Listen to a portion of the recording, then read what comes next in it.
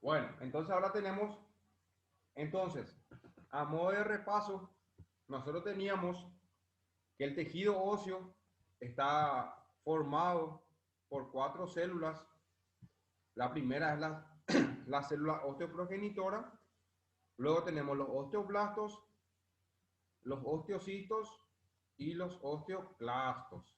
Entonces tenemos cuatro tipos de células del tejido óseo. El tejido óseo se divide en dos tipos de tejido óseo. Uno se llama tejido óseo esponjoso y otro se llama tejido óseo compacto. Antes de empezar a explicarle eso, le voy a explicar esto que vemos aquí. Esto que vemos aquí es un hueso largo, es el fémur. Todo hueso largo está formada por una parte central o una parte media. Esto que vemos aquí que se llama diáfisis. Esto se llama diáfisis.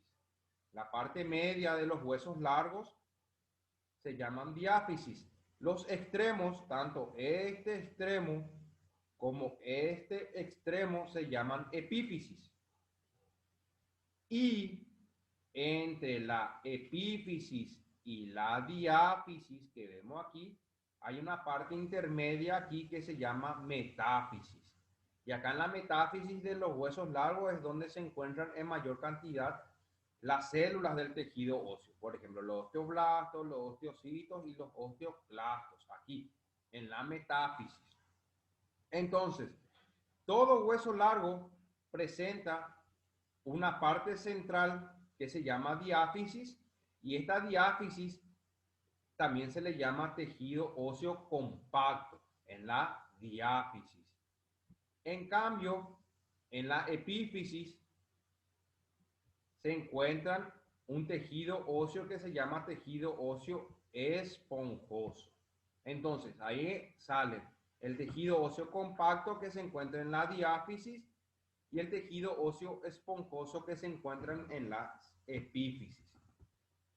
Entonces, el tejido óseo o el hueso esponjoso están formados por delgadas trabéculas, ¿sí? Tienen la forma de una esponja, que en los huesos ya formados corresponden al tejido óseo laminar, rodeadas por células de revestimiento óseo. Los osteocitos de las trabéculas óseas se mantienen desde los capilares sanguíneos vecinos ubicados en la médula ósea. Entonces, el hueso óseo esponjoso, el tejido óseo esponjoso que se encuentran en la epífisis de los huesos largos, tiene esta forma, tiene la forma de unas trabéculas, ¿sí? Es lo que vemos aquí. Son trabéculas o tienen la forma de una esponja. Esto se encuentra a este nivel, en el tejido óseo o en la epífisis de los huesos largos. Tiene la forma de una esponja. Entonces, ¿por qué es importante estas trabéculas o esta disposición del hueso esponjoso en las epífisis? Porque cuando nosotros nos ubicamos en bipedestación, o sea, en una posición estando parado, ¿qué pasa? La fuerza, la fuerza, la fuerza viene de arriba hacia abajo, ¿sí? Tanto por la acción de la gravedad y por el peso de nuestro cuerpo, viene de arriba hacia abajo. Entonces, gracias a estas trabéculas o esta forma de esponja que tienen las epífisis, ¿sí? La fuerza se desplaza de un lado a otro lado, se desplaza por todas esas trabéculas. Entonces, gracias a ese desplazamiento de la fuerza, entonces el paciente o la persona no se fractura esta porción de la epífisis de los huesos largos. En cambio, ¿qué pasa? Si aquí en la epífisis no hubiese ese hueso esponjoso y solamente hubiese hueso compacto, va a venir la fuerza, va a venir hacia abajo, se va a concentrar la fuerza, en este punto que encontramos aquí. Entonces, como esa concentración de fuerza va a aumentar en este punto, entonces uno se puede llegar a fracturar las epífisis de los huesos largos. Entonces, por eso es muy importante la forma de esa esponja en las epífisis. Luego tenemos el hueso compacto que se encuentra en la diáfisis de los huesos largos. El tejido óseo laminar se organiza en tres formas distintas, formando los sistemas de Haber, que vamos a ver en un ratito, los sistemas de Wolman, los sistemas laminares intersticiales y sistemas circunferenciales externos, ¿sí? Que se encargan de comunicar tanto el medio interno como el medio externo del periósteo. El medio externo del periósteo se llama subperióstico y el interno subendóstico. Entonces, vuelvo a repetir, en la diáfisis de los huesos largos encontramos el hueso compacto, ¿sí? Caracterizado por presentar los conductos haversianos y los conductos de Wolman. Son dos conductos que se encargan de nutrirle o de darle sangre al tejido óseo. Estos conductos que encontramos aquí. En cambio, en la epífisis se encuentra el tejido óseo esponjoso. Tiene la forma de una esponja y sirve para amortiguar el peso del cuerpo. Acá vemos nosotros, ¿ven? Esto es un hueso largo. Este es la epífisis, ¿ven? Y tiene la forma de una esponja, con muchos huequitos. Acá también podemos observar con muchos huequitos, ¿sí? Y esto que vemos aquí ya es el hueso compacto que se encuentra en la diáfisis. Y esta parte intermedia que vemos aquí es la metáfisis. Entonces, ¿qué pasa? Viene el peso o toda la fuerza viene hacia la epífisis, viene aquí y esa fuerza se desplaza por todos estos agujeritos que vemos aquí. Entonces, como la fuerza no se concentra en un punto, entonces el paciente no tiende a fracturarse el hueso gracias a este hueso esponjoso o este tejido óseo esponjoso. En cambio, aquí en el hueso compacto, en esta parte, se encuentran estos conductos. Tenemos los conductos de Haber y los conductos de Wolman. Los conductos de Haber, ¿sí? Son estos conductos circulares que vemos aquí, estos que vemos aquí de forma circular, esto que vemos aquí de forma circular también, ¿sí? Y se encargan de transportar la sangre de abajo hacia arriba. Esto que vemos aquí, estos se llaman conductos haversianos. De abajo para arriba se encarga de llevar la arteria, la vena, ¿sí? Transportando oxígeno. Esto que vemos aquí, estos son los conductos de Haber. En cambio, los conductos de Wolman son los conductos que es como un puente.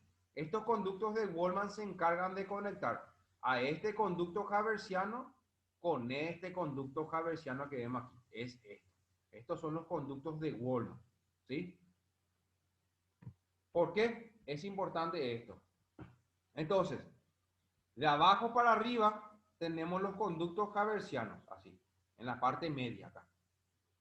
Pero ¿qué pasa? En la periferia también se tiene que nutrir el hueso. Entonces, gracias a los conductos de Wolman, que están dispuestas de forma transversal, así como se está moviendo mi flechita, entonces los conductos de Wolman se encargan de nutrir la periferia de los huesos, o sea, al endostio y el periósteo, ¿sí? Que son las capas que le envuelven al hueso. Entonces, en la parte media del hueso compacto se encuentran los canales haversianos que se encuentran dispuestos de forma vertical y los canales de Wolman que se encuentran dispuestos de forma o en una disposición transversal. Acá podemos encontrar esto que vemos aquí son los conductos de Havers y esto que vemos aquí de forma transversal son los conductos de Wolman. ¿Se entendió esta parte? Los conductos de Havers y de Wolman. ¿Entendieron bien? Sí, profe. ¿Sí? ¿Y el resto? ¿El resto entendió? Sí, profe. ¿Sí? Sí, profe. Bueno. Muy bien. Acá podemos observar también nosotros este conducto vertical es el conducto haversiano y esto que vemos aquí de forma transversal es el conducto de Wolman. Entonces, la osteogénesis. Osteogénesis es la forma de crecimiento del hueso, ¿sí? Hay una forma que se llama endocondral y otra que se llama intramembranosa. Entonces, la osteogénesis puede ser endocondral o intramembranosa. La endocondral, la formación del hueso con base a un molde de cartílago. O sea, la endocondral viene de cartílago. O sea, en una etapa o en una osteogénesis endocondral necesita de un cartílago. Hay etapas, hay 3 etapas. Hipertrofia de los condrocitos, células mesenquimáticas indiferenciadas y creación de osteoblastos y secreción de la matriz ósea. Entonces, en la parte endocondral se necesita un molde que es el cartílago, ¿sí? Y en la parte intramembranosa se da cuando las células mesenquimáticas se diferencian en osteoblastos formando trabéculas. O sea, en la intramembranosa sí o sí necesita de la célula osteoprogenitora, porque esta célula osteoprogenitora se encarga de producir a los osteoblastos. Y en la intramembranosa no necesita de una base o no necesita de un molde de cartílago para producir la osteogénesis, que es la formación de los huesos. Y ahí terminamos con el tejido óseo. Ahora vamos a dar la otra clase, la última.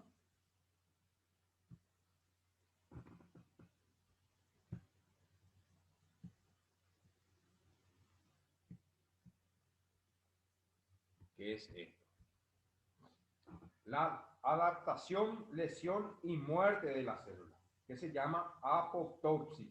Es cuando la célula decide eliminarse, decide morirse, decide suicidarse, por varios motivos que vamos a ver en un ratito.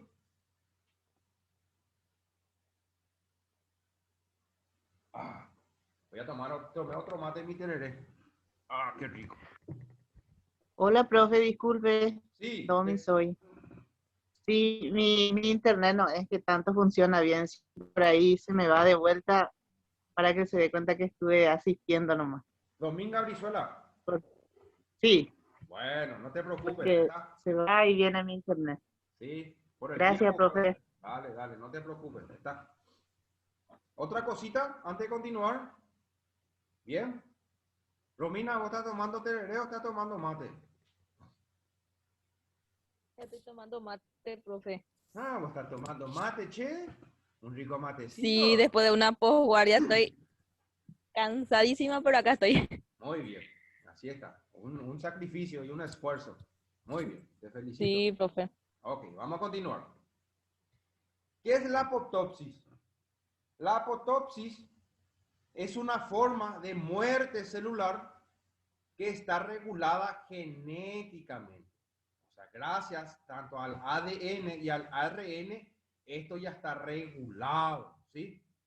En este proceso, las células se autodestruyen sin desencadenar reacciones de inflamación ni dejar cicatrices en los tejidos. Porque, ¿qué pasa? Si una célula se decide morirse o eliminarse y constantemente se producen reacciones inflamatorias y tejido cicatrizal dentro de nuestro cuerpo, ¿qué va a pasar con nosotros? Constantemente vamos a estar con dolores, ¿sí? ¿Por qué? Porque el sistema nervioso central, cuando uno sufre una lesión o cualquier tipo de lesión, el sistema nervioso central reconoce esa lesión. Vamos a suponer la rodilla, por ejemplo. Te lesionas la rodilla, entonces el sistema nervioso periférico, o sea, los nervios que envían la información al cerebro, le envían la información al cerebro y le dicen, mira, cerebro, tenemos un problema en la rodilla, se nos lesionó el menisco, ¿qué vamos a hacer? Entonces el cerebro reconoce esa información, procesa esa información, analiza esa información y dice, bueno, vamos a hacer esto. Entonces, por el sistema nervioso, nuevamente le envía la orden a las células que se vayan en la rodilla en donde se encuentra el menisco lesionado. Entonces, ¿qué pasa? Empieza a enviar células inflamatorias. Las células inflamatorias, por ejemplo, son las prostaglandinas y también se llaman histaminas. Entonces, estas células inflamatorias, ¿qué hacen? Empiezan a inflamar la rodilla. Y la inflamación es el primer proceso de regeneración o reparación de una lesión. Entonces eso se empieza a inflamar. Esa es la primera etapa. Luego hay otra segunda etapa que se llama proliferación. En la proliferación, el sistema nervioso ya le dice, mira, ya se inició la inflamación. Entonces, ¿ahora qué tenemos que hacer? Tenemos que enviar las células para regenerar ahí. Entonces, ahí se van, por ejemplo, los fibroblastos, se van los osteocitos, los osteoclastos, se van a la rodilla, se van a nivel del menisco y empiezan o intentan la reparación de esa estructura. Y por último, tenemos una etapa que se llama remodelación. Es en donde empieza a dar los últimos retoques a ese menisco para que ese menisco quede similar a lo que estaba antes. Entonces, si en la apoptosis ocurre todas estas reacciones, ¿qué va a pasar? Constantemente nosotros vamos a estar adoloridos. Entonces, eso no ocurre en la apoptosis. La apoptosis es, por tanto, considerada como una muerte natural fisiológica, resultando en un mecanismo de eliminación de células no deseadas, dañadas o desconocidas y que desempeñan un papel protector frente a posibles enfermedades.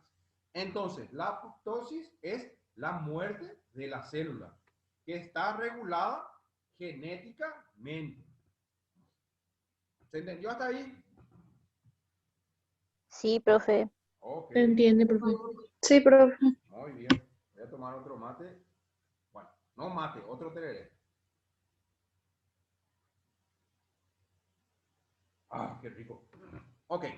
Entonces, ¿cómo ocurre o qué ocurre en la apoptosis? ¿O cuáles son los procesos de esta muerte celular? En primer lugar o en primera instancia, las células, esta es la célula. ¿Sí? Esto que vemos aquí es la membrana celular. Esto es la membrana celular. Esto que vemos aquí es el núcleo de la célula. Y en el núcleo de la célula, ¿qué se encuentra? ¿Qué hay en el núcleo de la célula?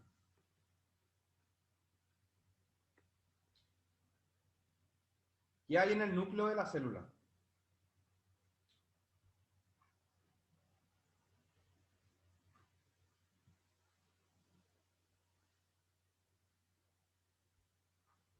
Chicos, ¿qué hay en el núcleo celular? ¿Qué hay en el núcleo? ¿Qué hay aquí? ¿Qué encontramos aquí? Encontramos o se encuentra el ADN y el ARN. ¿Sí? ADN o ARN. Y esto que vemos aquí, esto es el citoplasma. Esto que vemos aquí. Esto se llama citoplasma. Y en el citoplasma se encuentran el citoesqueleto, por ejemplo, el aparato de Golgi, el retículo endoplasmático liso, rugoso, peroxisoma, lisosomas, macrófagos, todas esas mitocondrias se encuentran en el citoplasma que vemos aquí. Entonces, en primera instancia, las células que entran en apoptosis pierden los contactos que mantenían con las células del entorno soltándose del tejido. O sea, si yo con mis brazos, ¿verdad? Con mis brazos, estoy con los brazos así abiertos en contacto con las células que se encuentran a mi alrededor. Entonces yo decido morirme. Por A o B motivo. Entonces, ¿qué hago? Estos brazos que yo tengo como contacto, vuelvo o llevo hacia mí. Entonces yo pierdo el contacto con las demás células. Esa es la primera etapa de la apoptosis. pierden el contacto con su entorno. El segundo, se produce una marcada condensación tanto del núcleo como del citoplasma, ocasionando una reducción significativa del tamaño de la célula, ¿sí? Significativa del tamaño de la célula, ¿sí? Entonces, aquí de la célula normal, yo pierdo el contacto con las demás células, entonces el núcleo celular se empieza a condensar. ¿Condensar qué quiere decir? Se empieza o piensa a aumentar el tamaño de este núcleo que está aquí. La tercera etapa, y la más importante de todas, las mitocondrias liberan una molécula que se llama citocromo C. Sufre, gracias a esta liberación del citocromo C, sufren una pérdida del potencial de membrana, o sea, el potencial de membrana, el potencial que se encarga de producir la entrada y salida, ¿sí?, de nutrientes dentro de la célula, que fue cuando nosotros hablamos de membrana celular, nosotros hablamos sobre el potencial de membrana, ¿sí? ¿Se acuerdan que había un potencial de membrana que era un potencial de membrana de reposo? ¿Sí? Y ahí había una bomba que se llama bomba de sodio y potasio, que hacía, sacaba sodio y metía potasio. Por cada 3 de sodio que salía, entraba 2 iones de potasio. Y esa es la bomba de sodio y potasio. Entonces, las mitocondrias liberan este citocromo C, sufre una pérdida del potencial de membrana, además del fenómeno conocido como transición de la permeabilidad, que posiblemente está causado por la apertura de poros. Entonces, en la tercera etapa se libera el citocromo C y se pierde ese potencial de membrana, y la bomba de sodio y potasio se encuentra alterada. La cuarta, la membrana nuclear y el nucleolo se disgregan a la vez que la cromatina se condensa. ¿Ven? Acá. Empiezo de nuevo. Este es una célula normal, ¿sí? La primera etapa de la muerte o de la autoeliminación de la célula es se pierde el contacto. La célula pierde el contacto con las demás células que se encuentran a su alrededor. La segunda, se produce una condensación del núcleo. Esto que vemos aquí. La tercera, la mitocondria libera citocromo C y altera la permeabilidad de la membrana. La cuarta, la membrana nuclear. Esta membrana, que es la membrana del núcleo, se desintegra y se empieza a liberar ya el ADN y el ARN se empieza a perder.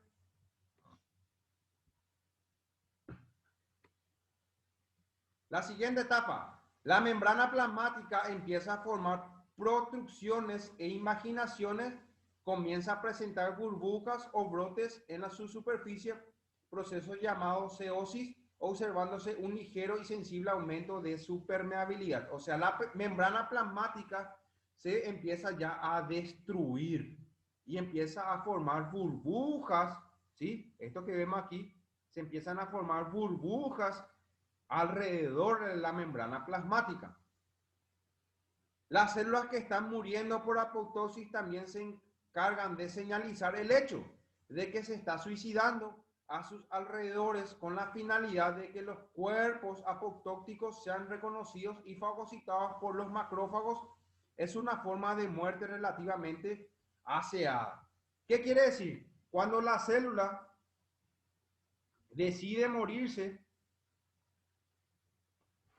cuando la célula decide morirse, ¿sí? Decide morirse, ¿sí? Y llega a esta etapa, cuando se libera el citocromo C, ya no hay marcha atrás. La célula ya se muere sí o sí. Entonces, cuando se libera el citocromo C, la célula envía una información al cerebro y le dice, yo me voy a morir. Entonces, ¿qué hace el cerebro? Empieza ya a enviar las células para empezar a fagocitar esa célula que se ha muerto. Por último, los cuerpos apoptóticos son rápidamente fagocitados y degradados en los lisosomas de los macrófagos. O sea, el macrófago, el basurero, ya empieza ya a degradar esa célula, ¿sí? Entonces, vuelvo a repetir de nuevo. La primera etapa de la apoptosis es la célula pierde el contacto con las demás células. Pierde el contacto. Se queda sola esa célula. La segunda, se produce una condensación del núcleo. La tercera, las mitocondrias ya empiezan a liberar citocromo C. Citocromo C, ya se empieza a liberar citocromo C. Al liberarse este citocromo C, ya no hay marcha atrás, la célula sí o sí ya debe morir. Entonces, al liberarse el citocromo C, la membrana celular pierde su permeabilidad o su potencial. La cuarta, la membrana nuclear, la membrana del núcleo, ¿sí? Ya se empieza a degradar y libera cromatina, o sea, libera tanto el ADN como el ARN. Esta membrana que se empieza a degradar, empieza a producir burbujas, ¿sí? Ya se empieza a destruir. Las células, cuando dicen que se van a autoeliminar, envían una información al sistema nervioso central. Entonces, el sistema nervioso central, ¿qué pasa?